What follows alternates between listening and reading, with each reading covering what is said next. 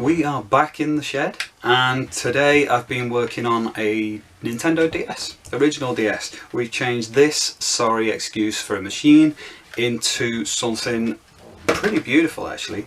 The original DS, like this one, tends to get ignored because this came first, and then Nintendo brought out the Nintendo DS Lite, which is just one of the greatest handheld consoles ever made. It's beautiful. They improved so many things about the original DS on there that this was kind of left for dust.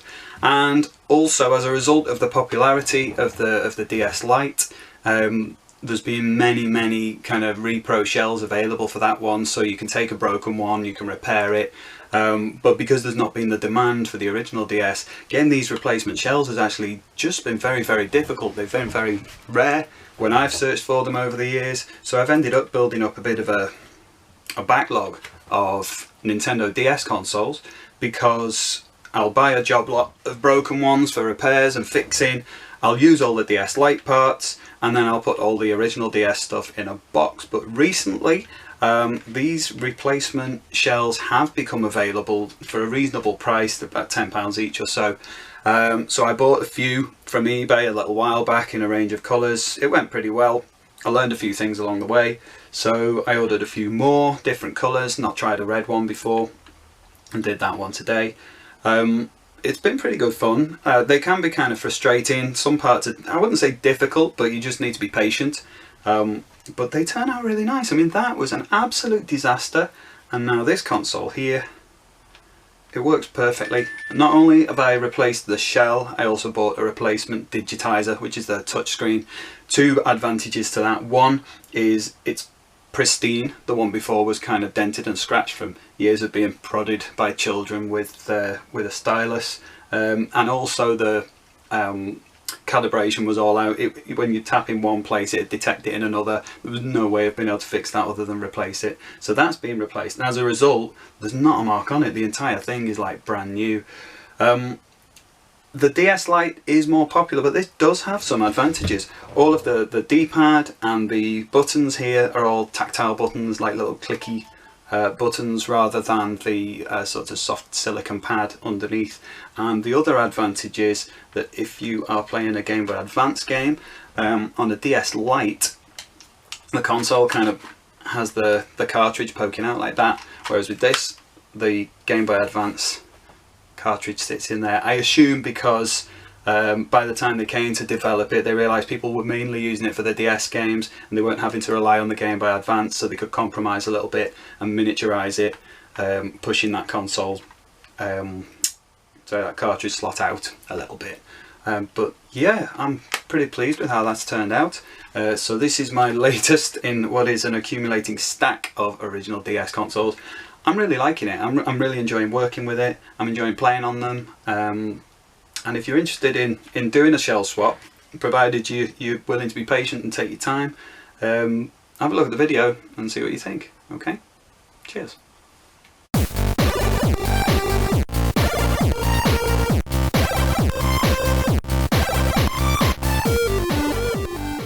Okay, this one's been on charge for a little while now, and that's a plus, at least, if the little orange light comes on.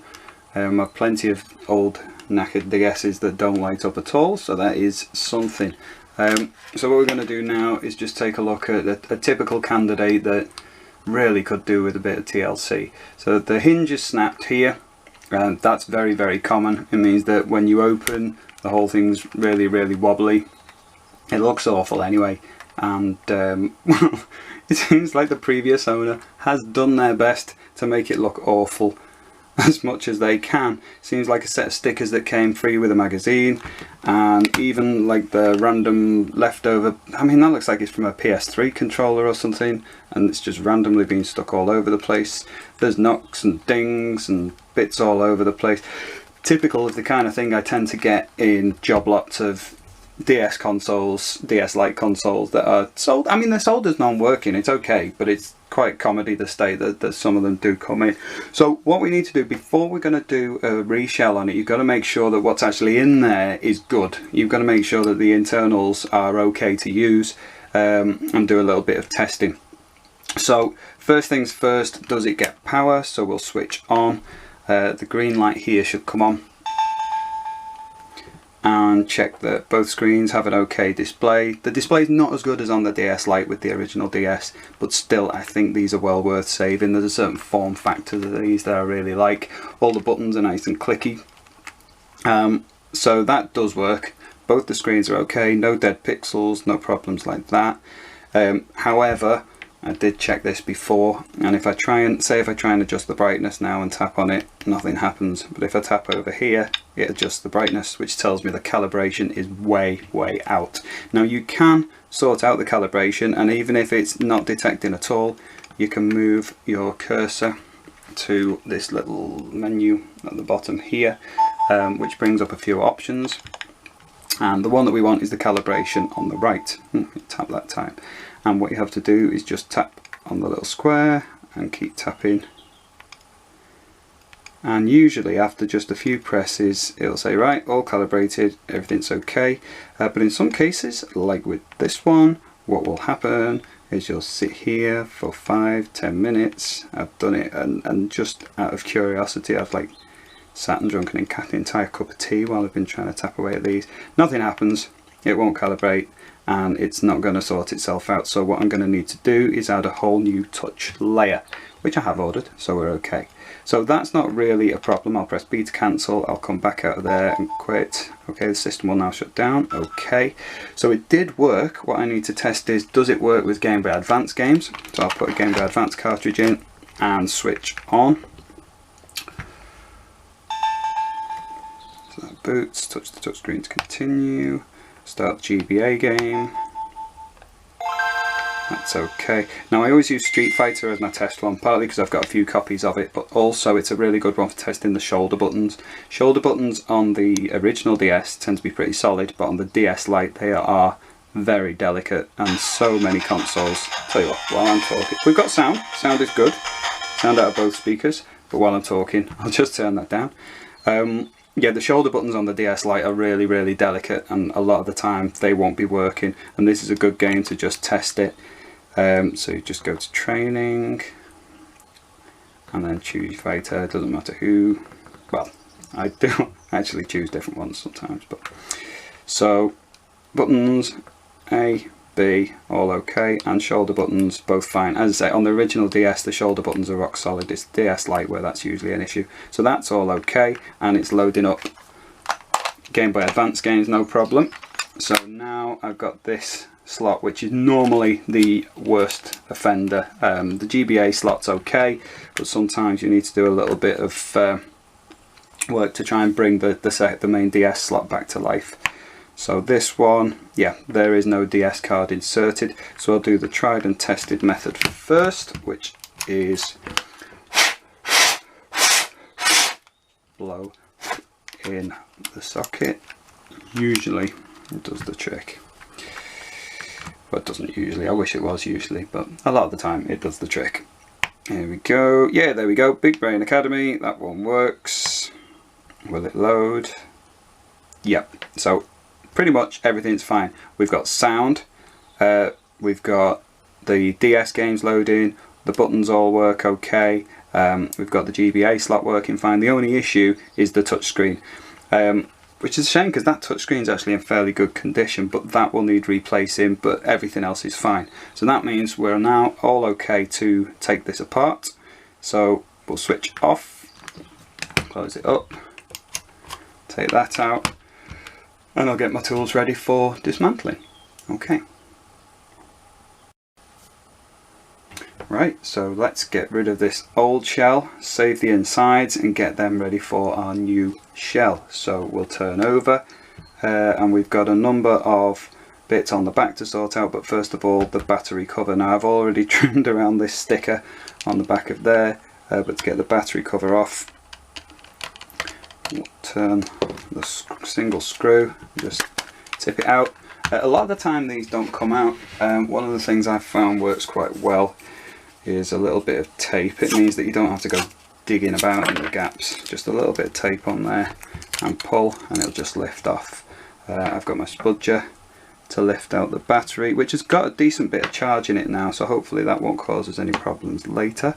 And then we've got a number of screws to deal with. These are the sort of tri-wing, Y-wing, whatever you want to call it, screws. So we'll just carefully get those out of here. You've got colour coding on these as well. Now, one of the things about the repro shells is they do come with a set of screws, which is handy, particularly if you've got an old one that's lost any screws or anything like that. But in general, the quality of those screws is horrible. So if you're ever doing a shell replacement, my advice would always be keep your original screws. You can use them when you put it back together and you'll get a much less frustrating process into the bargain. Just keep hold of everything, keep them all organised, keep count of what you need, and it'll go back together so much more easily. The other ones are very cheap. Sometimes they're the wrong length as well, and if they're the wrong size, so once I've got these 7 screws out, I can just lift off the back. Don't need any of that anymore. If they're the wrong size, sometimes they can punch right through the plastic as well, so you put this whole shell together, you do the whole job, and then you wreck it when you're putting it back together. So the shoulder buttons come off next.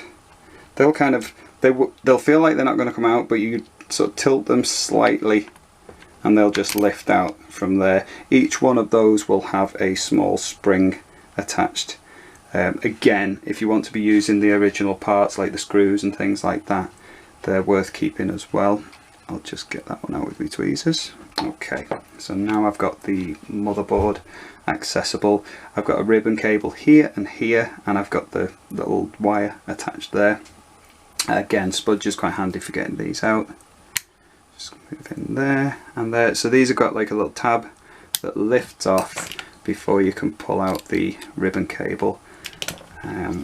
Just be very, very careful teasing those out. They'll come out quite easily. If you can't really get the right angle, just move it around till you can. Don't force anything.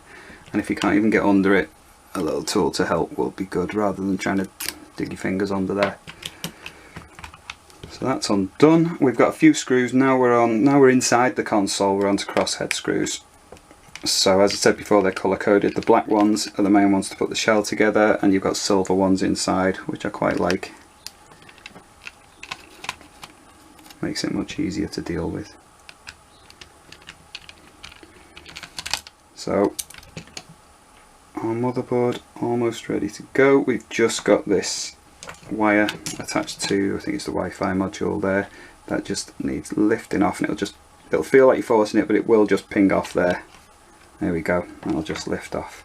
And because I've lifted that first ribbon, if I lift it up and you have a look underneath, you see there's 2 more ribbons. So that one is for the screen, and the other 2 are related to like the touch screen and stuff. So okay, back again. My tripod fell over, so just put all that back together. So we've got a slightly different angle. Hopefully you'll be able to see what I'm doing here. Where was I? So let's just zoom in a little here. So can you see where these 2 little attachments are here? There's a little bit of plastic either side that needs pulling.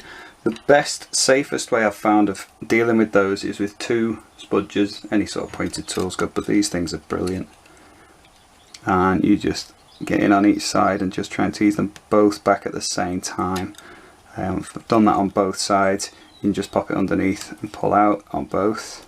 So that's those ribbons removed, which should mean, unless I've missed anything, which is common, you should be able to lift out the motherboard. Don't force it, because if it's not coming out, you've probably missed a screw or something. So just lift up there.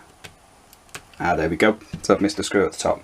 And undo that one. It was all the crisis of the tripod falling on me. It's distracted me now. There we go.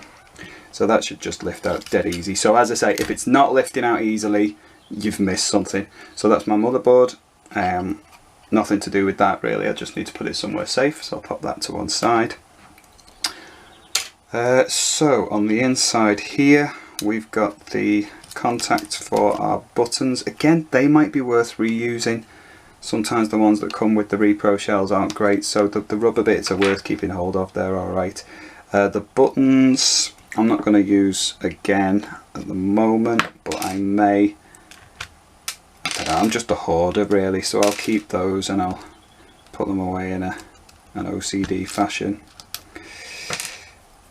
Add them to a collection of buttons that'll never get used, but sometimes you need them once in a while, and it's nice to have the supplies. Getting the actual screen out, you've got a few things to do first.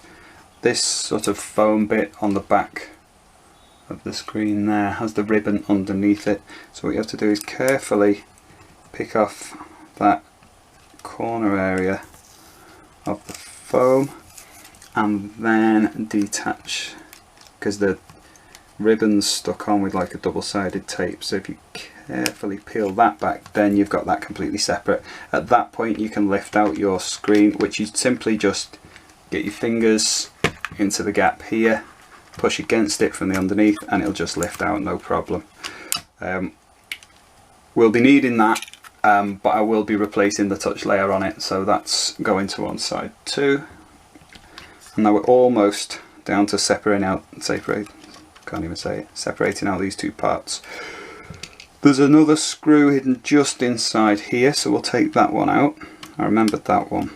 And then when that's out, you can take apart the hinge. Now the hinge is going to come apart easily compared to putting it back together, because remember it's broken, so it's going to be a much looser fit. There's a small clear plastic part in here that's easier to remove by pushing it from the other side. That's where the power LEDs will show up. I may end up reusing that, I may not. So now that's separated, I've got this like that. That part will remove, but this part we're going to need to separate the lid first of all. So to open up the lid, you've got these 4 little rubber bits. Now we're not going to use this shell again, so I don't need to be too careful with it, but you just ease a knife in at the side, lift it up from the corner, and then they'll just ping off. If you're getting really stuck, you can use like the pointy end of a spudger to just try and get in and hold it in place while you lift it up and out. But the main thing is just try not to slip with the knife and catch your finger. Don't ask me how I know. Right, so you just get the spudger under the corner and it'll lift out those bits. So the knife, rather than dig it right in the middle, just carefully ease it into the gap, work it into the corner to leave a gap for the spudger, and then use the spudger to lever it out. So now I've got these 4 screws accessible. Again, crosshead screws. So screwdriver in there, and just take each one of those out. Again, we'll keep those handy for when we are putting the whole thing back together.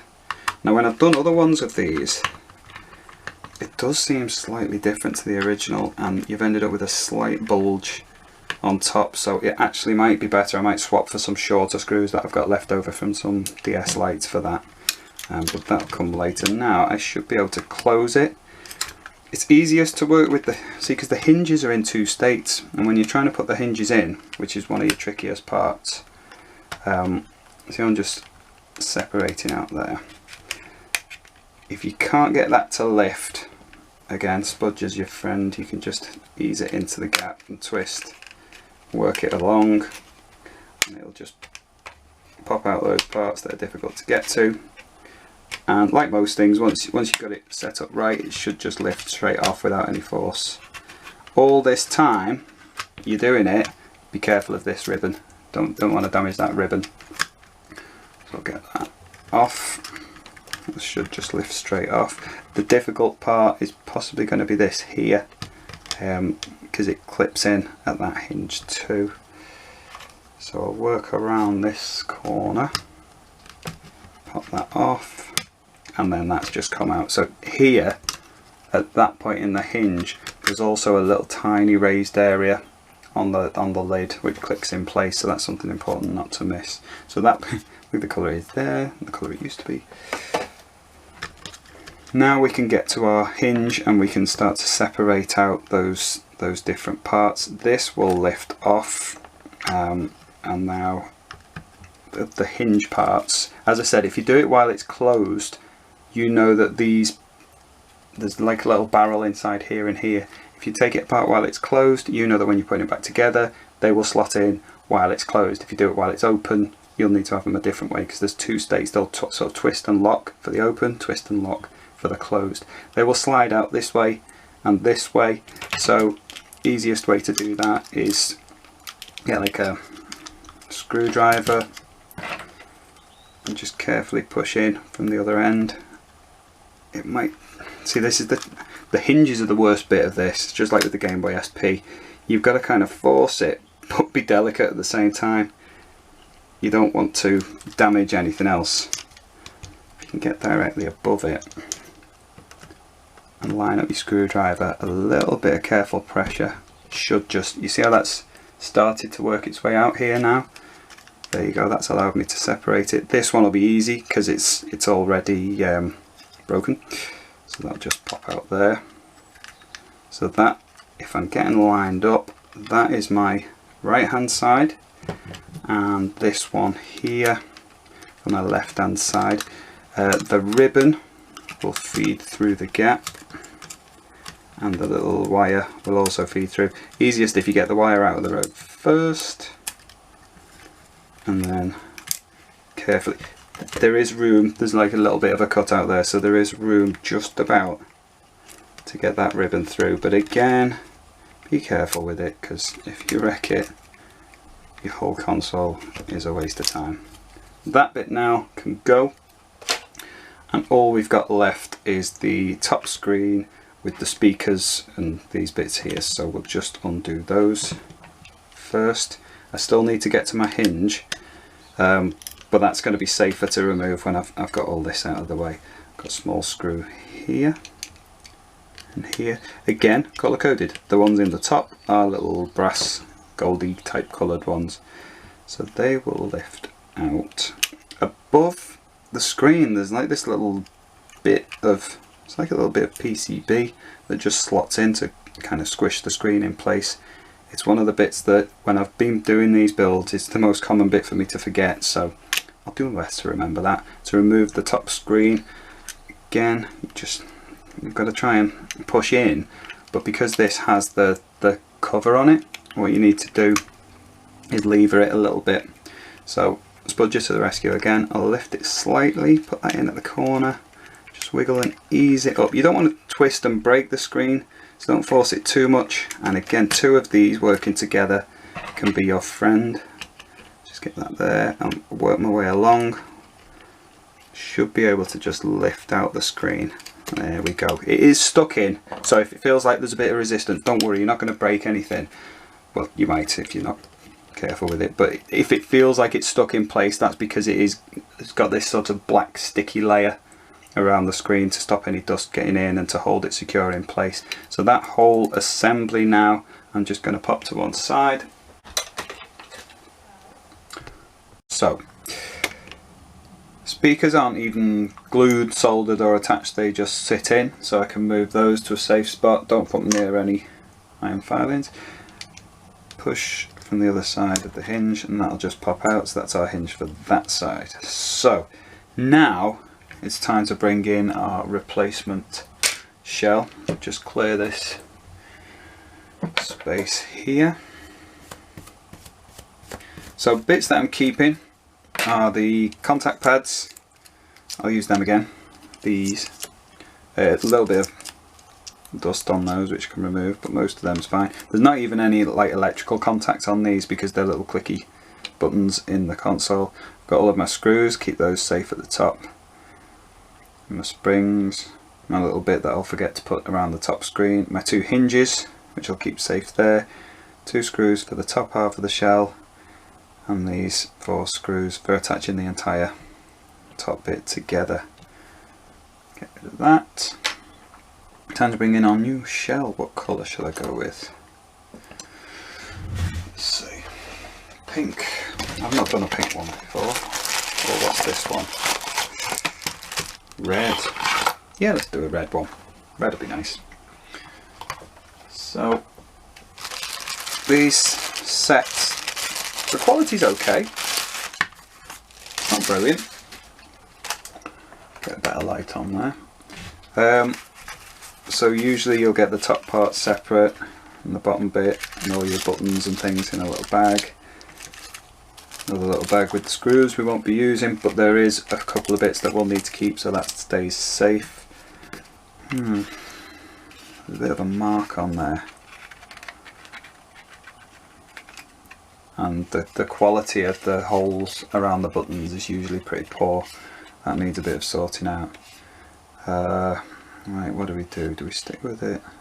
I'll use this one anyway. And then the lid all looks okay. I mean, it does feel cheap. Some of them feel better than others. This one does feel pretty cheap. But they exist, which is the main thing, because I've gone years wanting replacement shells for the original DS. There's loads for the DS Lite on the market, but you've not been able to get hold of any for the original, which has been a shame, because I've bought loads of job lots of DS's and DS Lites, and these just end up taking up space, and it's a shame. They're better off if they're being played. So I use my mould line removal tool and just scrape around the button holes.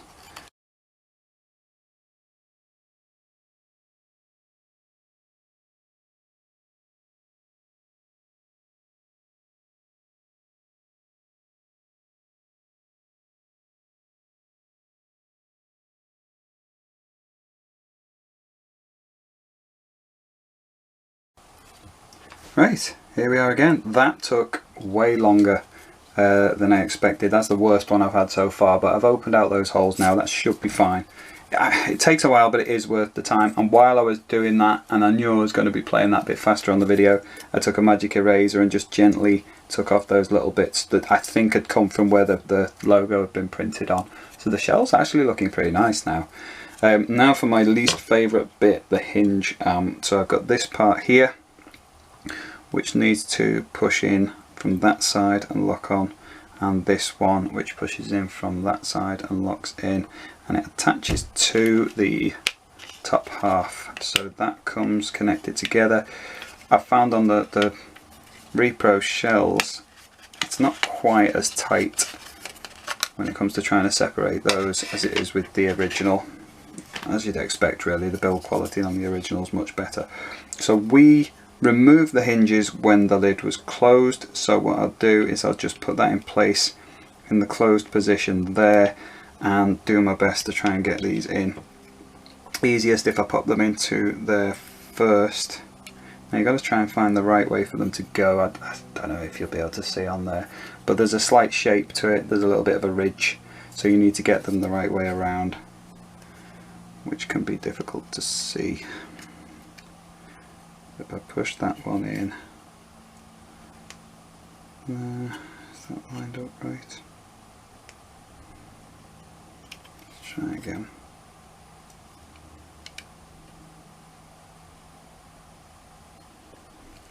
They should push in fairly easily. That's started to go in quite easily now. This one on the other side again, I'll try and line up with a little holes out. I mean, it's hard because the mould quality, like if you were doing these on a decent shell, you'd see the shape really easily. There you go, that's popped in. So this is like step one.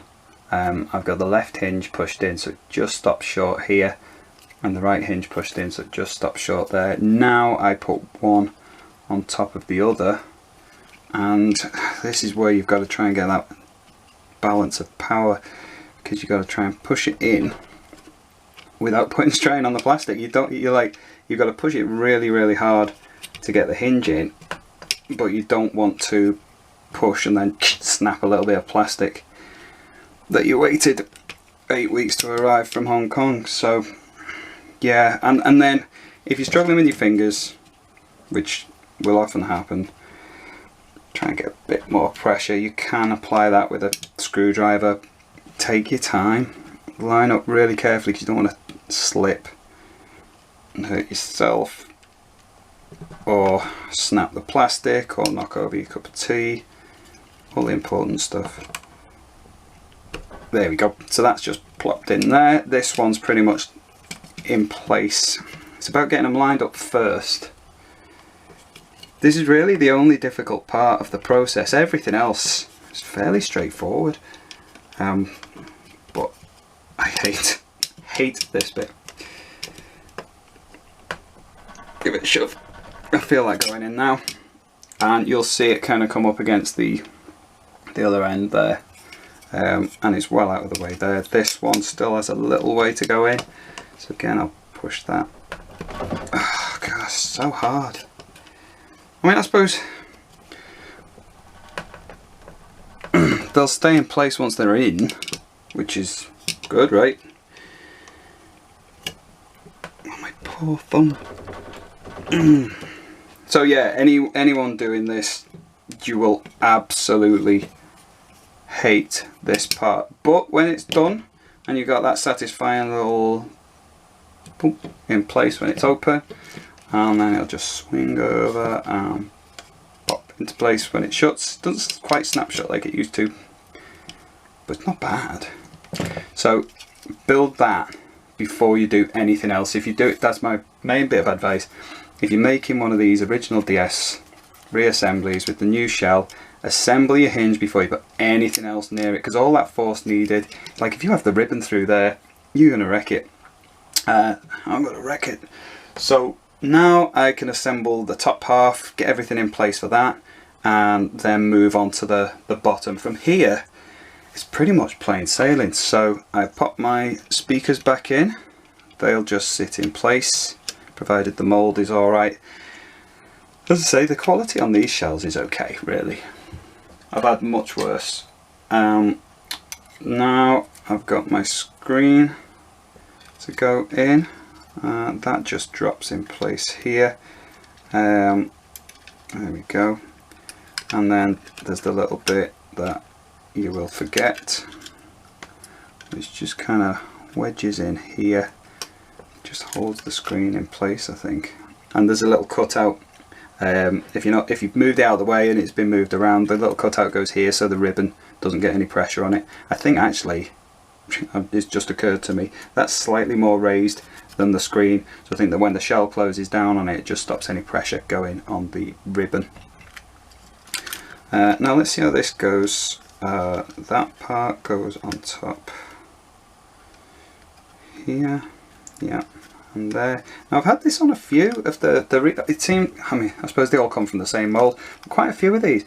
This part should just sit there, but when you line up the pins, it's like that bit of plastic there's in the way. So like I've done on the other ones that I've had, just takes careful use of a knife to cut down and just remove that little bit there.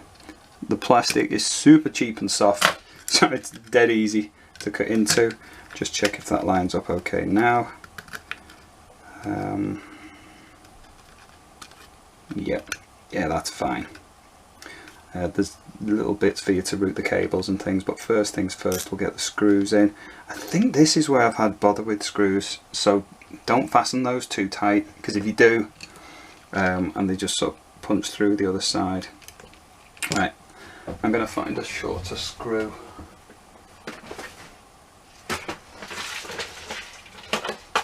I've done loads of work with DS lights, so I've got loads of spare screws. You won't be that fortunate most likely, so just make do with what you can.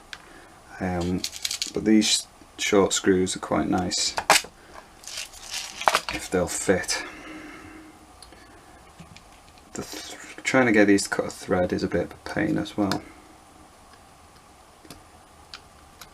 so just turn that with a bit of pressure applied, and don't over tighten it, because the plastic's so cheap it'll just shred off straight away.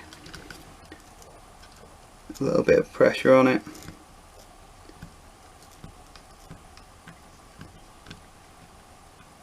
That's gone in okay. I'm not going to push that any further. This one over on the other side. Other side doesn't generally pose any problems in terms of the slots and tabs. It's just that bit on the left where I'll have to cut in. Yeah, that's going in okay. Don't over tighten it because it'll just pop through the top and make your DS look rubbish. Next bit, do I do the wire first or the ribbon? I don't remember. Don't suppose it matters too much. We'll get the ribbon in. So you just feed that through. The gap goes in at a funny angle, so you can just pop the corner through. Once that corner's through, the rest of it's not too difficult. Just keep it fairly flat as it passes through. Check, have I got that the right way around? I don't know if I have, you know. Yeah, done it the wrong way. So you've got to try and think about which way it's going to be, and then think about pulling it out. Yeah, so it actually goes through the other way. It's no great shakes. If you put it in the wrong way, just carefully get it out. You got it out on the first time round, so you'll know what you're doing. That comes around and just drops into here, and we're almost ready for this to go back together. That wire can go through the little loopy bit, and you can get that in place. If you've got tweezers, it's a damn sight easier. And I have tweezers, and I'm stubbornly pushing it through because I've got a feeling it was going to work. Do you know what? I'll quit while I'm ahead. Where are those tweezers now? So that's come through. I'll grab it from the back, just feed it through the gap there. That is now safely on the other side. Seems to have brought a spring along for the ride. Oh, I've dropped my spring, yay! Not bad going, first time I've dropped anything on the floor on an entire job. Normally I've dropped about 10 things by now, so that's okay. That will sort of wedge in place there, just to hold the wire in. It should, if the gap was moulded alright. It goes in there and up to, does it go across? I can't remember. I might just go over like that. It just holds it in place there. Right, so that's all okay for our lid to go on there, and the little bit in place afterwards. So lid on first. That's like a snap fit, so this is where you feel like you're going to wreck everything because you have to apply a little bit of pressure. It should just all snap together. You will put those 4 screws in. You don't have to do that straight away.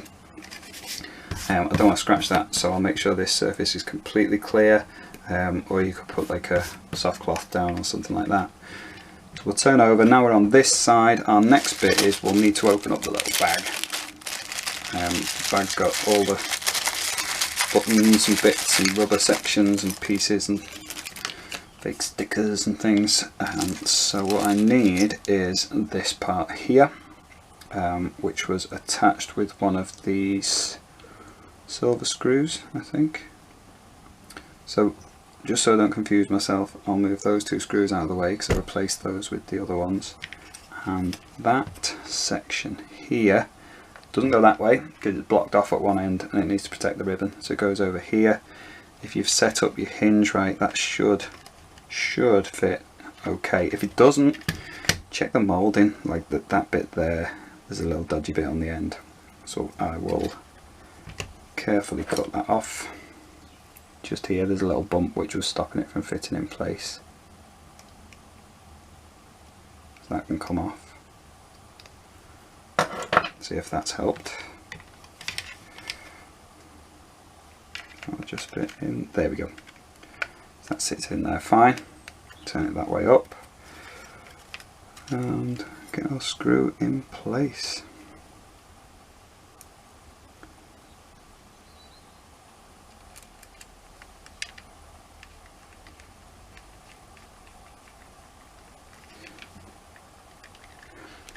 This is a new piece of plastic, so I'm cutting a new thread.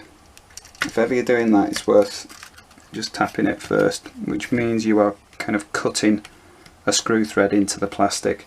So you just do like a half turn in, quarter turn out, half turn in, quarter turn out, and it'll start to cut the plastic. It goes in loads more easy. If you're just screwing it straight in, it'll force the plastic out. You can shear the thread, you can blow the screw posts, all depends on the quality of the plastic. So that's just something to bear in mind. Now I've got all my buttons and things to go in place. Right, so I've got a little bag of buttons. They can all drop in. I have got my screen to sort out as well though, and the screen's going to be going in soon. So I'll just double check that I've got all the buttons. I did get one set and it was missing like the A button, I think it was. It came with two B buttons so you could put it together. In fact, I've got it here, I'll show you. You can put it together, but it's got two B buttons. So you got B facing that way and you got a B facing that way, which isn't ideal. So they did say, oh, we'll send you another one eventually, after lots of complaining, but it might take a long time. So I suspect it might take just long enough for it to fall outside of the time when I can complain on eBay, but such is life. I've got spare buttons here from my pink one I've just taken apart, so I can always end up using those. Let's get back onto it. This here is the touchscreen digitizer. We will move the console out of the way and get back to our original screen. So this layer here is what we're going to replace, and you can see that that's got the little small ribbon attached, so it's going to go that way, and it's going to replace this part here. So I need to try and lift this off. Now this is never going to be used again, so I don't need to be too careful with it, but I do need to use the screen. So just a fingernail or a spudger under one corner, apply a tiny bit of pressure and it'll just slowly remove itself. As one little bit comes away, the rest will follow. Before you know it, the whole thing will have detached. Try and avoid, there's like a black layer of that stuff that was holding the top screen in place. Try to avoid ripping that if you can. It's easier said than done, but especially on the thinner bits. But just a little bit, it'll just gradually separate off there. And of course try not to touch the screen itself if it can be helped. There we go. So now quickly, before any bits of dust land on it, bits of dust will land on it, just expect that really. I could have done with cutting open my little packet before, but not to worry. So my touchscreen is going to go this way here, like this. It's got some protective film on it so I don't ruin it. Peel that bit and try to line up with the marks left behind from your old one. I'm going to actually remove the protective layer from the top as well, just so I can see what I'm doing a bit more clearly.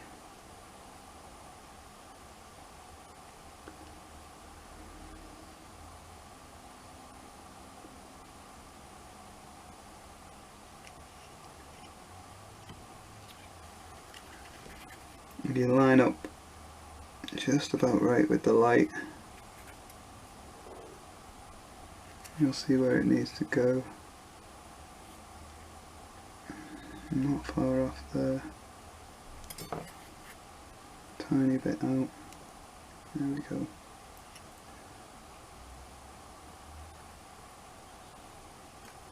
You don't really need to push it down much, it's really sticky. And you might need to push it off again afterwards anyway if you realise it's in the wrong place. Hopefully we've not trapped too much under there. It'll look a damn sight better than the older one did anyway. So I'll bring that back over. I'm actually going to use the bit from the packaging that the lid was in originally to rest on top of, so I don't cause any damage. Get my screen in position. Now this doesn't have a little bit to wedge it in place. That's just on the top screen. But what we do have is the little bit of foam, if you remember, that I needed to peel back at the beginning. So I'll peel that back again now, and I can put my ribbon in place here. So that peels back. I'll move you out of the way. Ribbon will sit flat, and this part will just sit in the, there's like a little hole there for the ribbon to kink into. That's in place. This goes over the top of it, and that comes over the top there. If you've got everything pretty much in the right place, you can find that these wires and things tend to be bending in the right direction anyway. So that just sits in there. That needs to go in the hole, and it will try and pop out a fair few times.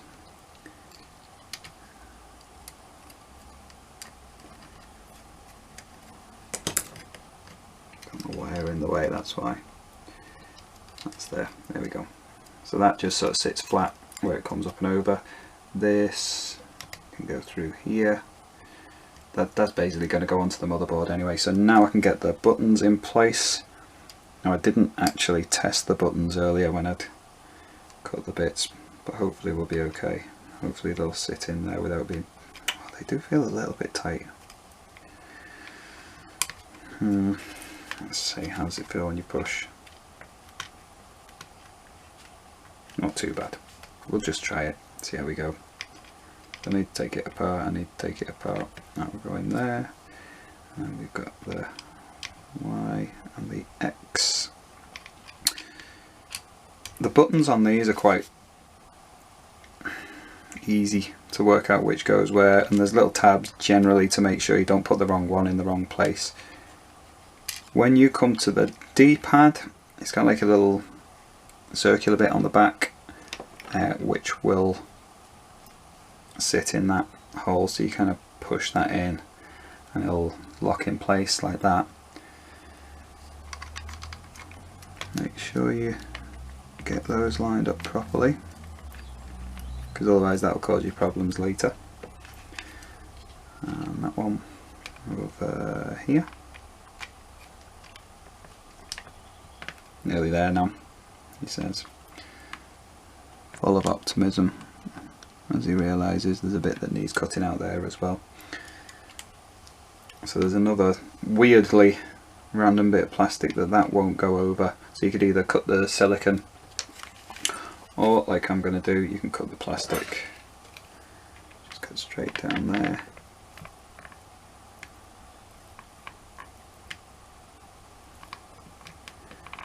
Let's cut down. Should be able to just snap it off with some pliers now.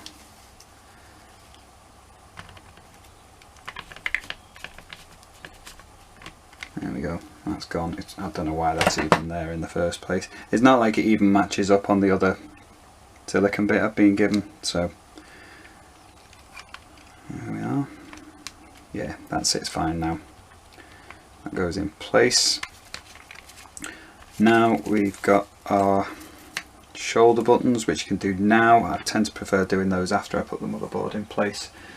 Speaking of which, we've got that here, and we need to feed all the ribbons through the little hole there. We've got 3 ribbons, if you remember. You might get away with just sort of hooking them on, or you might need to use a tool to lift them up and put them in place. Over here, you're going to make sure that your ribbon's all flat. The wire is out of the way. It's kind of fiddly really. There we go. That's okay. Everything seems to be fitting. So now is a good time to put the screws in. If you remember, we had a few silver ones we needed to get in place. 4 of those, the 3 that I got right in the first place, which is one here, another one here. Right, while I was waffling on, my my card ran out of space and now my battery's flashing, so I better get it back to there fairly quickly. So I've got all the ribbons in place, clipped all those in. All I've got to do now is get my L and R buttons in place. Your L will be over on the right and your R will be over on the left because the console's upside down, and I've just remembered I didn't put that bit in. Shoulder buttons. So yeah, left on the right, right on the left, because your console's upside down. You'll need your two little springs. It's worth keeping the old ones just because you'll end up firing them across the room and not be able to find them, like that one I dropped before. So it's worth having 4. That'll just go into the gap there, in on an angle and lock in place. Same with this one. There's a little peg on the button that the spring goes onto. Line up that hole first and then wiggle it in to get everything else in position like that. Then I've got the back of my shell somewhere here. I've got first of all to sort out this bit because at the moment there's nothing to hold that screw in place on here. I've done that before, fasten the whole thing together and then realise I can't close up the battery cover properly. So if I lift that out, you'll see it's got like a screw permanently attached to it there, so you're not going to lose that. But in here there should be a little metal part. So my whole bag of screws that I'm not going to use contains a little square nut, which is kind of tricky to get in position on here, but it drops in, goes a certain way around, which is not that way, so I'll line it up first and try and push it in. It looks like this one's a bit of a funny shape, I don't know if it's going to go in. If you've got a screwdriver, like a crosshead type one, you can push on there, just push it in place. It should go in, but other than the hinges, this is like your other awkward bit. You see, you force it and it just pushes in there, but it has to sit on a level, so it'll lift slightly. When you look from the other side, it'll lift slightly there. So what I'll have to do is push the screwdriver in from the top as well and just force that over. It will nudge over. You just get it so that the hole's lined up, and then that's okay for everything to go back together, unless I've forgotten anything, which is quite likely. Should just drop straight down without any excess pressure needed. Everything lined up in place, so we're all okay there. Screws.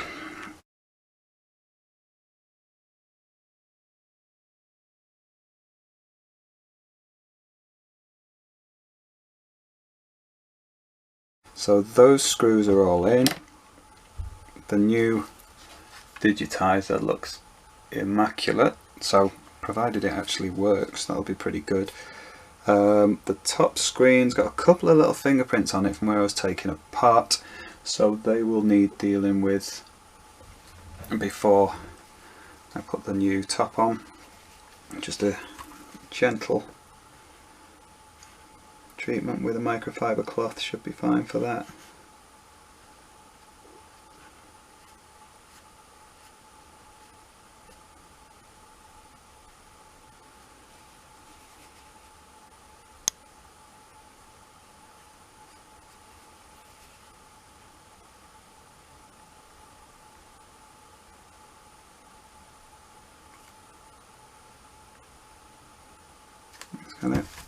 And then because there's lots of little bits of dust and debris on there, let's try and get those off. Sometimes they settle at the edges as well, but if you brush it around there, it's sticky. You can use like the compressed air to blow it off as well, but I tend to always have mishaps with that and get big splats of liquid coming out on things, so I'll stick with my little brush.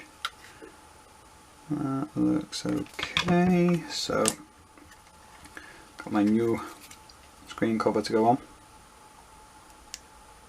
Peel that. This is always a little awkward because you peel the outside bit and then there's a corner bit to remove. And you don't want to get any fingerprints on the inside bit. There we go, that's got it there. And you don't want to tear the edge of the double-sided bit. That should be alright. Just stick that down a bit there. So that's where you're prone to the fingerprints. Check again on the screen for any little bits. Try switching on now as well, because you can tend to get a bit of a static pulse which brings out any little bits of dust. But that seems to be okay. Now will this fit? I've had it on these before where it's been a bit too tight, but this hopefully will stick down alright. If it doesn't and it pops off, you just have to trim it. Look at this red plastic, it's like super bright on that bit. It's like all the others are made out of one colour of plastic and that bit is different. So that's stuck. Yeah, that looks pretty good. Quite happy with that. Seems to be working.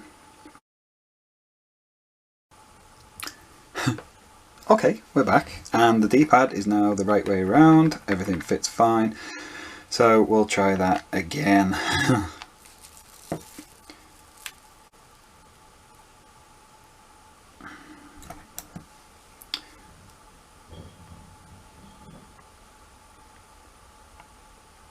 And the touchscreen seems to be working better.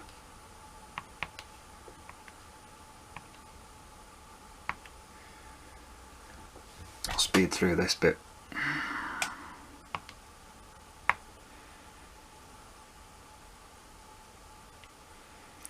And that's staying still now, so we're all alright. Seems to be a bit of glitter in there. What's our date?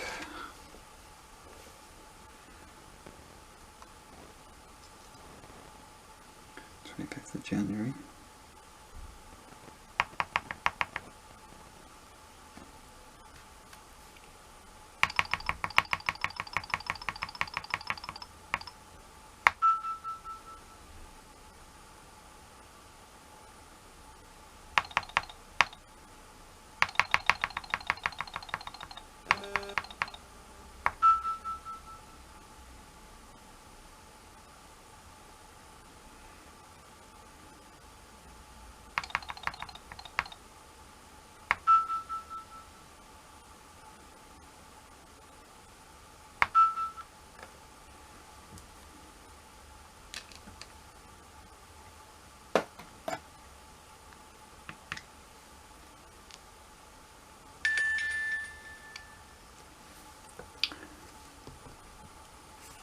What I need to do now is go into the settings and see if the screen calibration works this time.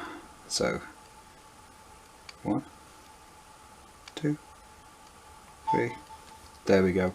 Calibration complete. Touch the marks to test. Here, here, here, here. Now that's more like it. Now the touchscreen's been calibrated and everything works fine. One of the settings that's also worth doing, just for if you ever take your battery out and you want to launch the game straight off, I prefer to have the Game Boy games on the touchscreen, especially now that's nice and clean, so we'll confirm that. And then we'll go to the manual or auto mode, which means if you've got it set to auto and you've got a game in there, it won't go to this dash, it'll automatically just go straight to the game. If you want to go to the dash, just don't bother having a game in the slot and it'll work fine. So you go back and quit and it'll say we'll shut down, and we'll go yes, and we've got the last few touches to make now. So I've got a few little sticky pads that need to go on it. I've got my sticker. So on the inside, these two will get these little red squares stuck in place, which are usually kind of tricky to remove. It's like they're not quite cut out from the silicone, and sometimes they leave the sticky bit behind as well. So just be patient with those if you're doing one. Kind of work your way around the edge and just drop them nearby. Don't bother trying to squidge them in just yet. Just pull that one. Again, that one's left the sticky bit behind, so you can peel the back off altogether. Sometimes it's easier, and then you can push it through from the front to the back, and it'll bring the sticky bit with it. If all that fails, you can use a knife to separate them out, but hopefully we won't have to do that in this case. It is the part of the mod where you tend to get a bit impatient because you've been working on it for ages and you just want to have a go on it. So again, I'll just drop that one in position, and then what I tend to do is just use a spudger or tweezers to just line up, nudge them into the hole, work it right in, particularly at the corners so there's nothing sticking out, it's all the right way around.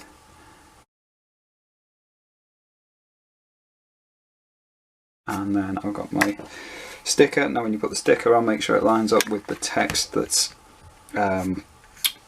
moulded into the bottom, and just clean up the surface. Again, it's got a little bit sticking up, so I'll remove that. My mould line remover this time because the knife felt a bit precarious. That's alright. Brush off any excess, a bit of a wipe down, get my sticker on. Just try and get it straight. It tends to be smaller than the actual space, so you can have it a little bit further down than the line there, and just smooth it out from the middle. If you get it pretty straight, you'll be alright. The logo usually looks pretty fake on these, but it doesn't matter. Who's ever going to come around to your house, pick it up, look on the back and go, well, the logo's a little bit dodgy on that. Doesn't matter. It's the actual console, which looks pretty nice. And now we've just got the last bit. Again, don't rush the last bit. I've got a little raised bump there, so I'm gonna mess up my entire console as you all watch me slip. Let's see if I can carefully just scrape that back.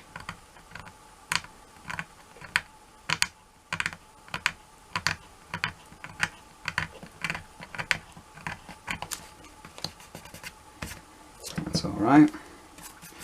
Thank goodness. Little Nintendo sticker goes on. And this has got like a little protective layer over it, so some people prefer to leave that on. I can never leave anything like that alone, so I'm picking away. There we go. A little bit of a polish.